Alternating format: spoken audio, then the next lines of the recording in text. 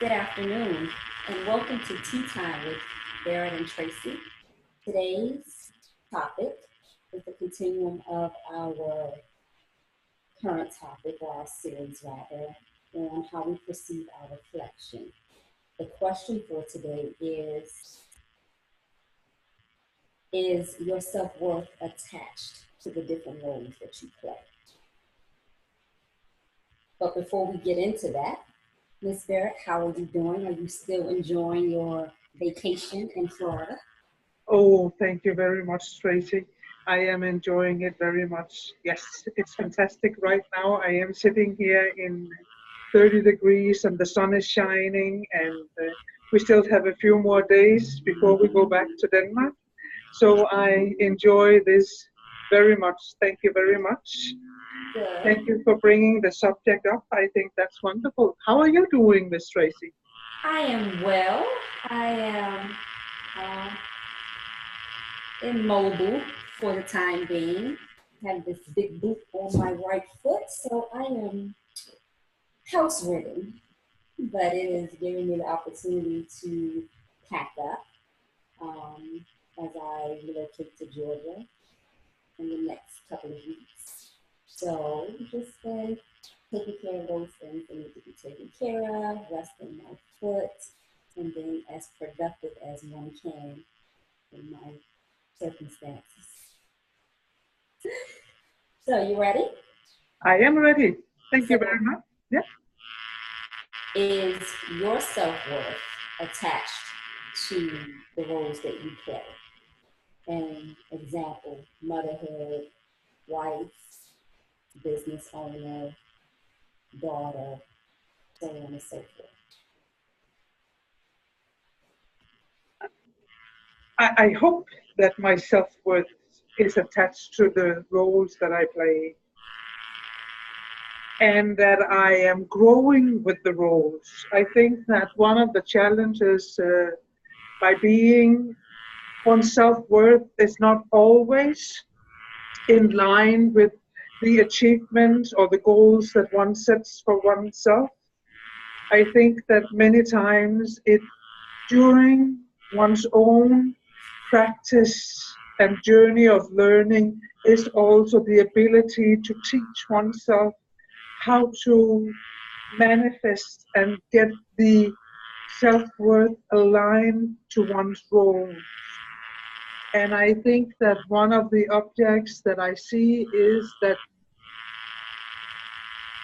one is not always um, the intention from within does not come out the right way as intended, which can lead to the gap in self worth.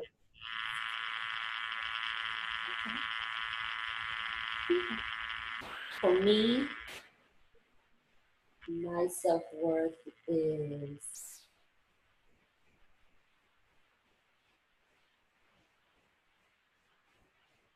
independent of the roles that I play.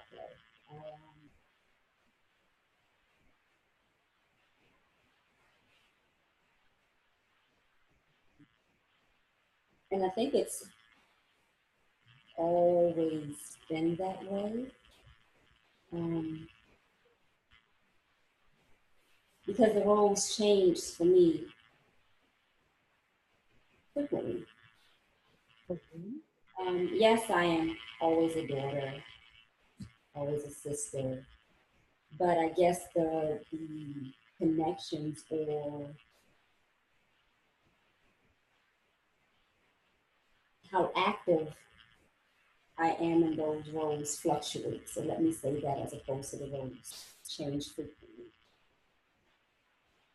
And me being with me being an individual that's consistent. So I am me wherever I go, whether or not I'm playing a role or not. So I have learned to value or appreciate all the things that make me me, whether or not I am actively satisfying the role, because there are times when I'm not. And does that mean that I have no value because I'm not actively being or fulfilling requirements associated with being a sister, a daughter, a mother, or whatever? Um, so I don't attach my self worth to anything outside of myself, because there are times where we can be, or I know I can be, uh, very critical of myself. So if I fall short at something, that would always attack my sense of my sense of value, just because I wasn't successful or as successful as I would have liked to have been in fulfilling some endeavor or some task or some responsibility or some role. So I keep those things independent. My self worth is my knowledge of myself, my understanding of myself, my acceptance of myself. So whether or not I have another role to fulfill in anybody else's life outside of my own, I know that all the things that make me me are valuable. So I keep my self worth independent of the roles that I play. To me, that sounds very, very strong, and it sounds very deep compared to how I think that I work with my self-worth. I think my self-worth, I try to use myself in my goals and in my roles and who I am. Mm-hmm. And therefore, my self-worth is also, I use it. Did I did I achieve what I set myself out for? I admire you for how you can distinguish the two. Mm-hmm. And I think that our listeners will hear and see that this is where two different personality types and how we use our persons Mm-hmm. comes into mind. And I think that uh, I think one of the advantages of using my self-worth is that um, it enables me to strive and it enables me to change. But it also has a dark side and a disadvantage, which I think is enormously, is that it can hit back on me if if I don't manage to take good care of myself. Whereas if I hear you, I hear that you by yourself is more balanced and stable. Hardcore, the hardcore. Well, it was a journey. It wasn't always this way. I had perfectionist issues. So just every time I did not achieve something to the level that I wanted to achieve it, I was very critical of myself. So I had to, and it would cause me to go into, I wouldn't say dark places, but I would become, melancholy at the very least. But I would always overanalyze myself and want to recreate myself, um, and pick myself apart. So I had to learn that one day I may make, say, dinner very well for myself. It might be the most amazing dish that I make all the time. Another time I might make that same dish and it may turn out horrible. Does that mean that I'm a bad cook? No, it just didn't go right that day. That's just look at it.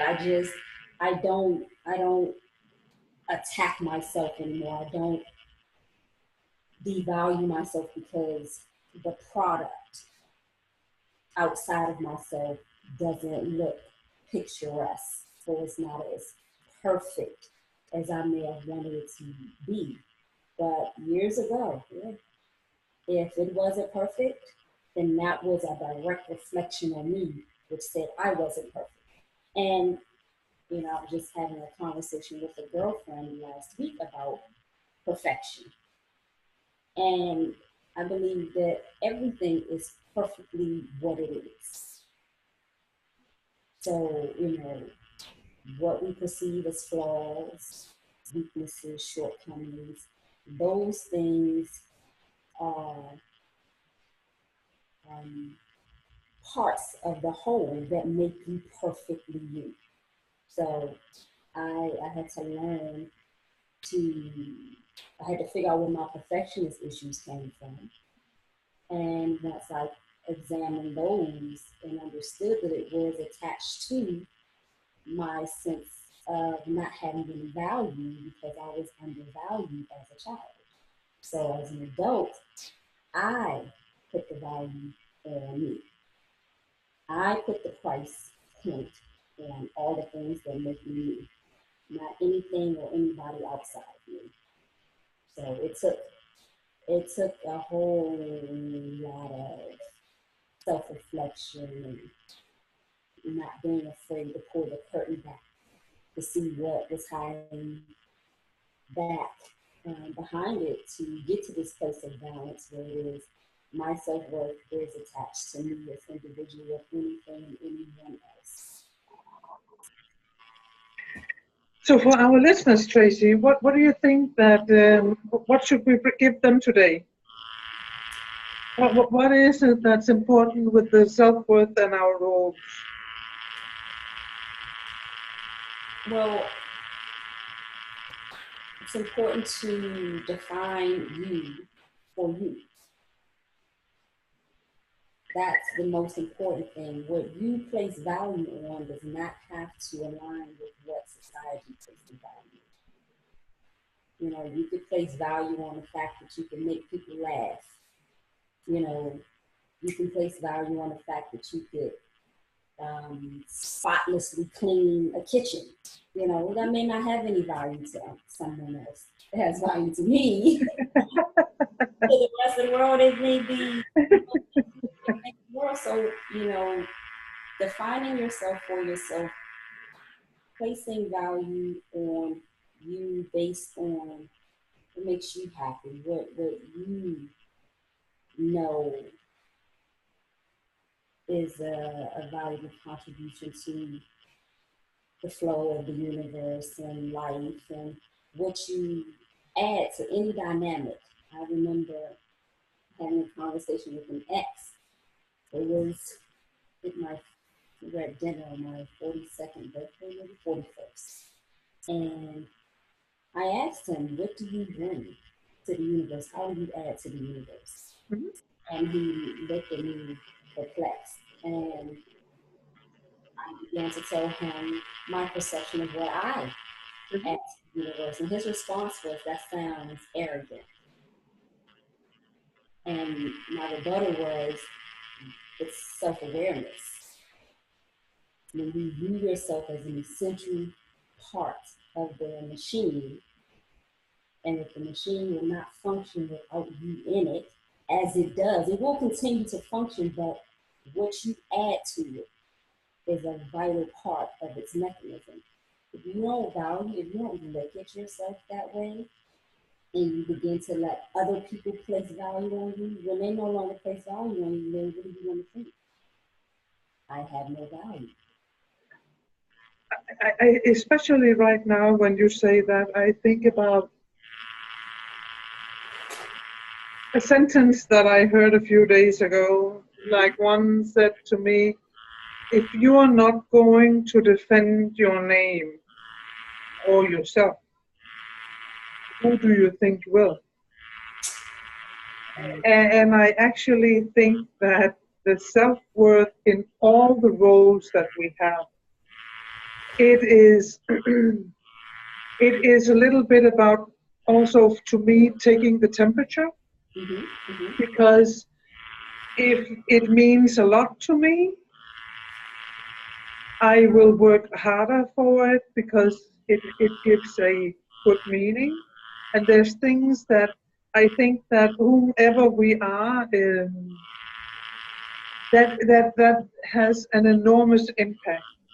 And I think that no matter who we are, it's important that our self-worth is what we work with every day. It's the self-worth in each role that will determine how much effort we're going to put into it, our awareness we seek, the strength we have, how trustworthy are we going to be about what we're doing and accomplishing. So I think that our self-worth has an enormous power on our performance. And I am hoping that our listeners get the picture, not the picture in that way, but the picture of understanding that how you see yourself. If you see yourself as worth something, other people will value it as well. If you neglect yourself or you let yourself down or you do stuff to yourself within, it comes out on the outside, and it comes out maybe even stronger than you intended it to. Mm-hmm. So the way that we work with ourselves, I hope that our listeners from today's talk get a good understanding of how important it is to get a good self-worth in no matter what one does. I concur, and also I think the main, for me, the main takeaway from everything you just stated was see yourself. Mm-hmm. And to see yourself through your eyes, not through the eyes of your mother, your father, your spouse, your best friend, your significant other, your children. See yourself through your eyes, from your perspective, and learn to value and appreciate that which you see. And then you'll get to the place where you can accept what you see, and then you'll love what you see. You think we can leave it there? Yes, I think these are very strong words, and thank you very much, Miss Tracy. I think that the ending here was fantastic, and I hope that our listeners really would take that one with them. See yourself, feel yourself, accept yourself. I think this is one of the strongest words one can take to satisfaction and balance and peace of mind. Well, Thank you. thank you. And until next time, thank you all for joining us for Tea Time with Barrett and Tracy. We will see you next week. Have a beautiful day.